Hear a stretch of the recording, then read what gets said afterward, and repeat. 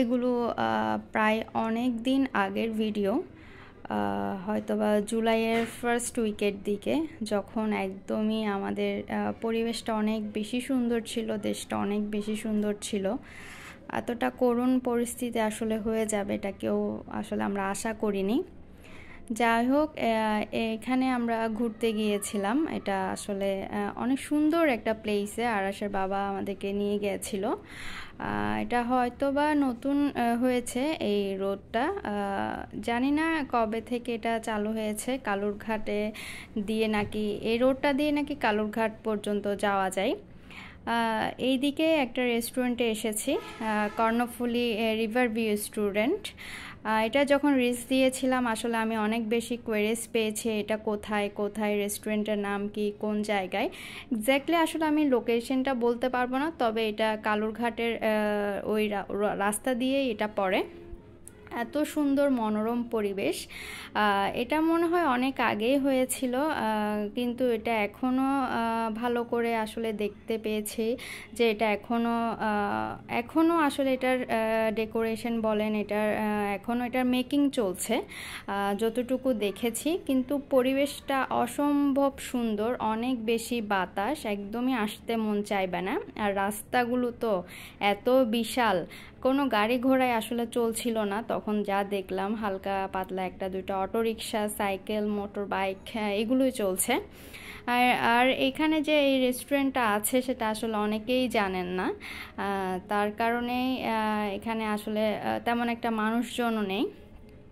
এটার Karnaphuli river view রেস্টুরেন্টের নাম, আপনারা সার্চ দিলেই পেয়ে যাবেন। আর এটা হচ্ছে রেস্টুরেন্টের এন্ট্রি যে ওয়েটা, ওটা খুব সুন্দর কালারিং, এই আমব্রেলাগুলো দিয়ে এটা সাজানো, এত বেশি আসলে সুন্দর। এটা যখন আসলে পুরোপুরি কমপ্লিট হয়ে যাবে এই রেস্টুরেন্টটা আসলে দেখার মতো হবে। এখনও এটা দেখছি একদমই ভাঙাচোরা, অনেক আসলে এটার অনেক কিছুই করা বাকি আছে আমার মনে হচ্ছে আর কি। ওদেরকে যা জিজ্ঞেস করলাম এটা এখনও রিনোভেশন করছে ওরা। আর এটা হচ্ছে রেস্টুরেন্টের আরেক সাইডের অংশ। এখনও অনেক এখানে আসলে জঙ্গল হয়েছে, তেমন একটা আসলে আমার মনে হচ্ছে যে এটা এখনও এগুলো পরিষ্কার করেনি। এগুলো যদি খুব সুন্দর করে পরিষ্কার করে গুছিয়ে রাখে, এই রেস্টুরেন্টটা একটা দেখার মতো রেস্টুরেন্ট হবে। খুব সুন্দর লেগেছে, আর এত বেশি নিরিবিলি, এদিকে আশেপাশে যেহেতু মানুষের কোলাহল কম, তেমন একটা এখানে গ্যাদারিংও নেই। এই যে আমব্রেলা দিয়ে ওয়াকওয়েটা এত সুন্দর করে সাজিয়েছে, লাইটিং করেছে। যখন আসলে একটু সন্ধ্যা নেমে আসছিল, খুব সুন্দর দেখাচ্ছিল এই রেস্টুরেন্টে, এই বাতিগুলো সব জ্বালিয়ে দিয়েছে এটা। আর আমরা যখন গিয়েছিলাম খুব রোদ্দুর ছিল, খুব রোদ ছিল, খুব বেশি সুন্দর লেগেছে। ফটো তোলার জন্য আমি মনে করি বেস্ট একটা প্লেস এই জায়গাটা। সবাই আসলে ফটো তুলতে এসেছিল যারা এসেছিলেন আর কি এখানে।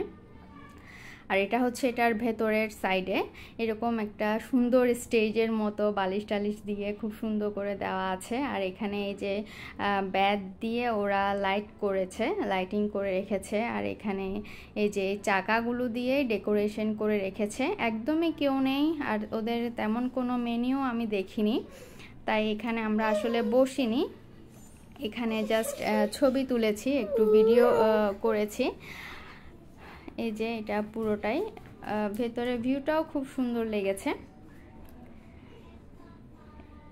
এখানে বেশ কিছুদিন আগে একটা প্রোগ্রাম হয়েছিল, প্রোগ্রাম দেখেছিলাম। এরপরে দেখছি এটা আসলে অনেক অনেক এটা ডেভেলপ করতে হবে, অনেক কিছু এখানে বাকি।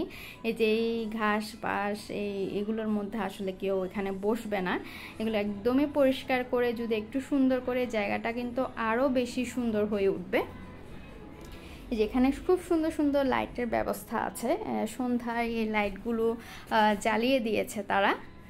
এই যে এখানে খুবই ভালো লেগেছে আসলে, ন্যাচারাল সব কিছুই খুব সুন্দর। এখানে বাঁশ দিয়ে এগুলো করা আছে। আমি আরাশের বাবাকে বলেছি আমাকে কয়েকটা ভিডিও করে দিতে, ও সে ভিডিও না করে, ছবি না তুলে আমাকে ভিডিও করে দিয়েছে। যাক, ভালোই হয়েছে, সুন্দর এসেছে ভিডিওটা। আপনাদের কেমন লেগেছে জানাবেন।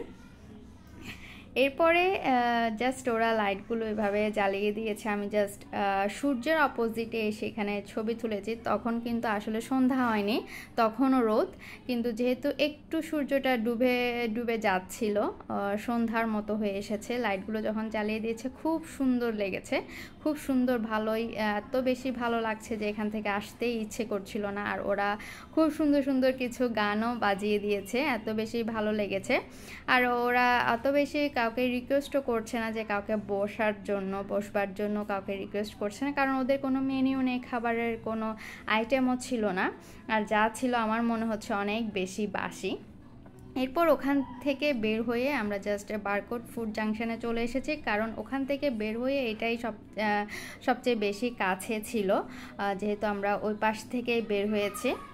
এরপর আমরা বারকোড ফুড জাংশনে চলে এসেছি। আর যেহেতু একটু সিটি থেকে এটা অনেক বেশি একটু দূরে, আশেপাশে কোনো রেস্টুরেন্টে ছিল না, তাই আমাদের কাছে বারকোড ফুড জাংশনই বেস্ট লেগেছে। এখানে আমরা বসেছি। আর এখানে তো গ্যাদারিংয়ের কথা কি বলবো, অলওয়েজ তো এখানে সবসময় মানুষ থাকে, সবসময় এখানে লোকজন বেশি থাকে। আমরা বাইরের দিকে বসেছি, ভেতরে আর যেহেতু ভেতরে আরেকটা সেকশন আছে যেখানে এয়ার কন্ডিশনার, ওখানে আমরা আসলে বসিনি। আর সবসময় যে ভেতরে এয়ার কন্ডিশনে বসতে হবে এমন তো কোনো কথা নেই।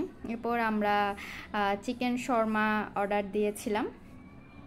আর অর্ডার দিয়েছিলাম হচ্ছে আমার সবচেয়ে বেশি ফেভারিট হচ্ছে ডোসা, এটা হচ্ছে মাসালা ডোসাটা দিয়েছিলাম। বরাবরই ওদের ফুডের মানে টেস্টটা খুবই ভালো। আমরা দুজনের জন্য অর্ডার করেছি এখানে, খুবই ভালো লেগেছে, খোলামেলা পরিবেশে খুবই ভালো লেগেছে, খুবই সুন্দর লেগেছে। আর যেহেতু এখানে ওই একটু দূরে গিয়েছিলাম, ক্ষুধাও লেগেছিল বেশ ভালোই। এরপরে সাথে সফট ড্রিঙ্কসও অর্ডার করেছি। এরপরে এখানে একটু ভিডিও করে নিলাম। এ পাশে ওদের সবচেয়ে যে জিনিসটা ওদের সবচেয়ে ভালো লাগে, ওদের বিভিন্ন যে কালারিং, এই যে চেয়ারগুলা, এরপর ওদের ডেকোরেশনগুলা সবসময় আসলে ইউনিক হয়, সবসময় ভালো লাগে। ওদের প্রত্যেকটা ব্রাঞ্চেরই ডেকোরেশনটা, ইন্টেরিয়রটা ভালো লাগে। এরপর এখানে নিচে সবাই আছে, কেউ উপরে কেউ নিচে। এরপরে এই পাশেও কিছু ভিডিও করে নিলাম। আমরা জাস্ট অলমোস্ট খেয়ে নিচে নেমে গেছি। এখানে এটা হচ্ছে নিচের সেকশনটা, এখানেও অনেক আসলে মানুষ ছিল সেদিন।